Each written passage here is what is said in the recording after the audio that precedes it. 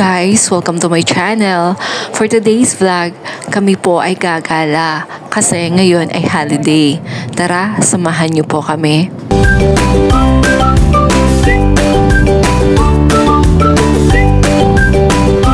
Tacloban City po pala yung punta namin. Nag-rent po pala kami ng condo unit room, 2,600 per night po. Kaya nandito na po kami.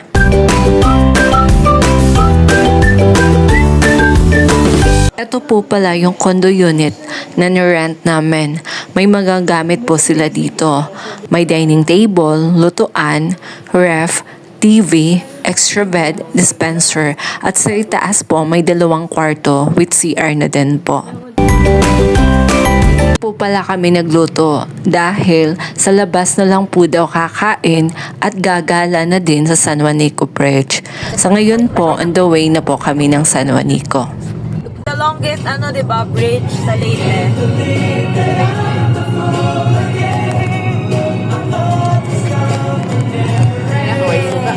2,000 years later. Kauwi na po, may bilyaran po pala sa labas kaya nagbilyard kami ng kasama ko.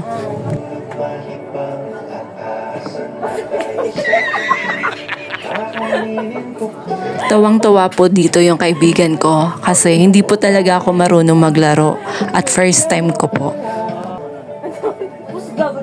Sana po nag-enjoy kayo sa panunood. Huwag niyo pong kalimutan mag-like, mag-share at mag-subscribe na din po. Kaibang madwa. Ay, lagi ka na.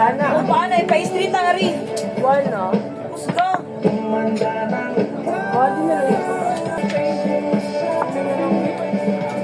Sa puntong po ito, ako po yung tumitira. Uy, nakashoot ka! Red! Yeah! Ikaw. Basta mo na to. Basta makashoot ka, okay na na. Ginawa ko na po lahat ng best ko. Hindi po ako talaga fast learner. Pero nag-enjoy naman po ako sa larong ito.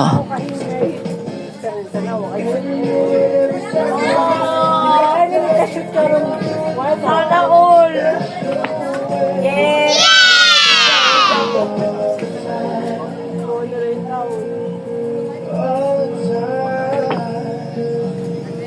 Diyan lang, diyan lang, diyan lang.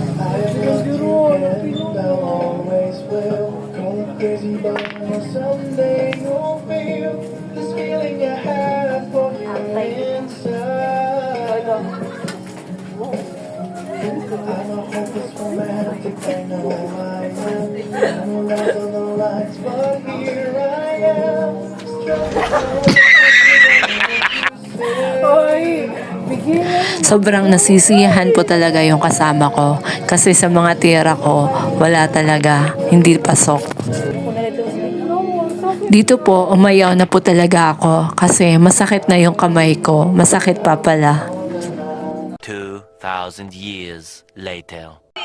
This is us before drinking. Rich kid! Rich kid! No ATM, no car, no car. Why kwarta? Pero busog. May inumin pa. Hindi pa yung lasing Inuman time na po, pero sa condo lang po kami nag-inom. Hindi na po kami lumabas.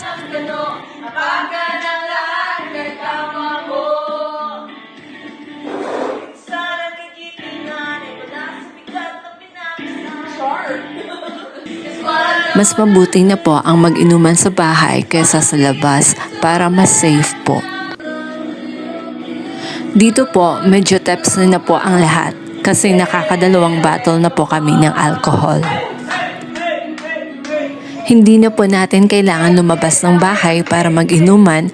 Ang simpleng usapan, tawanan, kantahan ay okay na po na sa bahay na lamang mag-inuman po.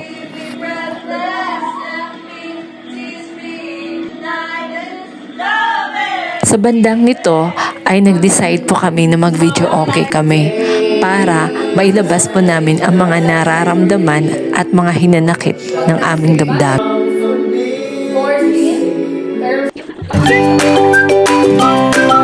At pagkatapos po ng kantahan ay magsasayawan na po ang lahat. Bawal po ang nakaupo. Dapat dance for all. At dito po ay lasing na po talaga kami.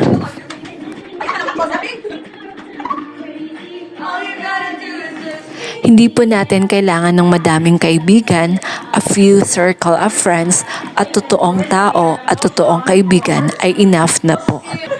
Nag-enjoy po pala kami dito sa simpleng kantahan, inuman, kwentuhan.